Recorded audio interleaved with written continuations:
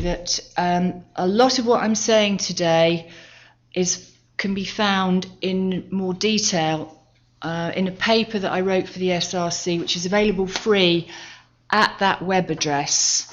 I'm saying that now partly, and I'll end with now, because these references to a couple of what I think are very useful how-to guides also appear in that paper. But again, if you want those references, we can come back to that slide. I'm going to whiz through some issues in recruitment, communication, notions of research training and ethical issues when it comes to how people actually go about conducting this sort of research, much more profound than that. On another continuum, of course, what you've got is user-informed research, where the processes throughout are informed by users. You have people talking about user-controlled research. You have increasingly user-led research. It's one of the reasons why talking about this sort of subject is really quite difficult, and I feel sure I'm bound to upset somebody in the audience, because there's such a continuum and very strong opinions held by many parties on what is the right thing to do when it comes to service user engagement. What I'm trying to give you is a sense of a much more general overview of how people approach these things. Now, obviously, if you are, depending on what sort of degree of involvement you are envisaging, intending, or hope for, your approach to recruitment is going to be very different, and you'll see people setting out to try and find a group that's representative of the general population. Deeply problematic notion, as Bren mentioned in her talk anyway, but however, that's what some people set out to do. You'll find people working with already established groups, the idea being that you get a much more dialogic relationship between researchers and service users, because they've already sat down themselves and thought about, what is it we don't like, what is it we'd like to change, what do we think the agenda for action ought to be. And another key figure in the field, Colin Barnes, he talks about taking an approach which he describes as protracted engagement, whereby over time you get to know a few people, they get to understand more about research, and they get to know you, and together you work towards an agenda for action. All of these approaches have their own disadvantages, dilemmas, challenges attached to them. We can return to that if you'd like to. Some of the challenges involved in recruitment, whatever approach you might take, bear in mind that, of course, a service user may have a very different perception of what their role is or ought to be than you might. Bear in mind that lots of people will feel reluctant to be involved for all sorts of reasons. Are you a social work researcher wanting to work with parents whose children have been taken away from them by a social worker, in brackets? Yeah. Are you, like me, a teacher, ex-teacher, researcher associated with an education department who wants to do research with parents whose children have been permanently excluded from school? Right? You're not a neutral party as far as these sorts of endeavours are concerned. People talk about consultation. What do they call it? Consultation ennui? No, overload? I can't remember. The notion that people see consultation exercises as phony. I've been asked this question 25 times. I see nothing's changed in my doctor's surgery. Forget it. These are the sorts of things that you may well encounter as challenges. At the other end of the spectrum, and connected up again with something that Bren said, depending on the group that you work with, depending on the approach you take, boundaries in roles and relationships can, in my experience, do change over time, and people's expectations of you then maybe as more of a friend than as a researcher. You also have the case where people, for example, who are directly affected by HIV or cancer, for example, They are understandably much more focused on the short term and may have completely unrealistic expectations of what you can do. You're hoping to work with them and change things in the longer term. It's not going to change their treatment probably, well, almost certainly in their lifetime. Another dilemma when it comes to having recruited and then hoping that they might participate with you. All sorts of conflicts of interest that may arise. The NHS tends to think of service users as patients and their carers. Well, of course, these two groups may have very different perspectives on what ought to change and how. And then you have all sorts of people who will dismiss your research on the basis that you've perhaps engaged in protracted engagement with a group over time, and the user is no longer seen as representative of a service user group because they've seen as a professional user. They're so embedded in the world of research that you face a different sort of dilemma.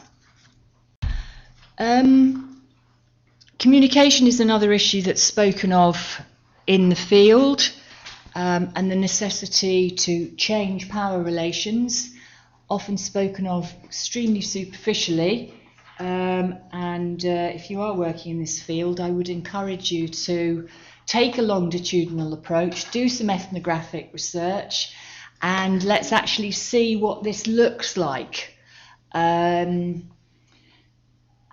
many people have observed, what often making these endeavours work is dependent on key individuals who can make it work. Now, that is not awfully helpful in lots of ways in a session which is supposed to be of practical use, but I think that is my experience, I'm afraid. People who are able to read situations very intelligently, to listen really carefully, to work in private spaces and public ones, to allow groups free rein some of the time, and other times say, to be much more didactic, if you like, and much more in charge. These are endeavours which rely, I think, very much on individuals working in those sorts of ways. Dealing with disagreement, it would be unusual in this sort of context if there wasn't disagreement. Again, it's an issue which is insufficiently addressed in the field. Too often the language of consensus, partnership, collaboration and so on, I think buries the fact that actually you may be bringing people with very disparate interests and views together and trying to help them understand one another, analyse their own experience and coordinate that very, very complex process. Just to say one thing that's of a more practical in this context, and that is that many people who've worked in this field have found it useful to set up a formal contract or written agreement with participants, not in the sense that it resolves things once and for all, but that the process of doing that helps to bring things to the surface about what your expectations and hopes are, what their hopes and expectations are, to make it absolutely legitimate for people to say, well, I didn't like to ask, but, will I be getting paid? This sort of thing. So that can be helpful, I think, process. Now, that's another caricature in relation to changing power relations, and obviously that's not what we're looking for within these groups. And that obviously about the if you're actually bringing chalk and cheese together, then recognise they are chalk and they are cheese. What are you going to do about that? Don't be seduced by the discourse of partnership, collaboration, and so on into imagining that it's necessarily an easy process. Another thing that's discussed quite a lot in the field is the whole notion of whether service users should be given opportunities to get trained in research. And people, again, they take, there are there's a really wide range of views in this field. I mean, it may be a useful idea, it may help people feel more confident, it may help people feel that they understand the discourse that you might be using. That's obviously something you need to think carefully about if you're going to work in this way. The specialist language that you use, you don't even realise you're using it, and so on. At the same time, if I ask myself, how did I become a researcher? Through what process did I begin to understand what it means to do research? And that was through a process of many, many years' work. And I think I hesitate sometimes about setting out to give people a toolkit in research. Service users who were surveyed about this said that they preferred the idea of learning on the job, and you won't be surprised to hear that may be a way of what other people argue, which is for full integration. It may be that service users do not want or need to be involved in all stages of the process anyway. And I think you'd want to ask yourself very carefully, is this an approach that you want to take throughout the course of a research project, and why? Or are there particular points which are more important than others? Of course, the whole question of service user involvement in research is an ethical issue. Who should do research on whom, how, and so on. On a more prosaic level, you're going to need to think about new dimensions to protocols about ethics, like protection from harm, confidentiality, and so on. Think of the learning disabled researcher doing research with other learning disabled adults. They're part of the same social network. The idea is that the learning disabled adult in an institution is going to feel much more relaxed talking about his or her life to a learning disabled researcher. Actually, they may feel more constrained because they're part of the same social network. Again, these are the sorts of assumptions that are made in this field. So you may need to think very carefully about those sorts of protocols. Of course, there are all sorts of ethical issues about who owns the research, not just in the sense of who is the author, but who gets the credentials, who gets the brownie points here. Is user-led research published in the grey literature or in the form of leaflets, handouts, and so on, given the same status and used in the same sorts of ways in terms of perhaps climbing a career ladder as research published in a peer-reviewed journal? Well, we all know it isn't. Where does that leave you in terms of the ethics of engaging in this sort of work? And the third question that I wanted to raise just briefly relates to the apparent empowerment of service users through these sorts of endeavours.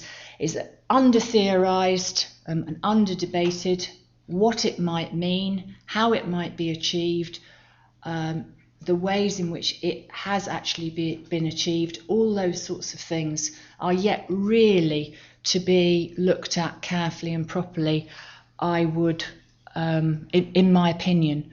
I also think that because it's a very politicised field, but I'm talking now about a different sort of political set of ideas that are in this field. Very often, service user engagement is another way of managing change in the public services. So that in the name of efficiencies, and again, I fear we'll see a lot of this in the next few years. Actually, people's jobs are going.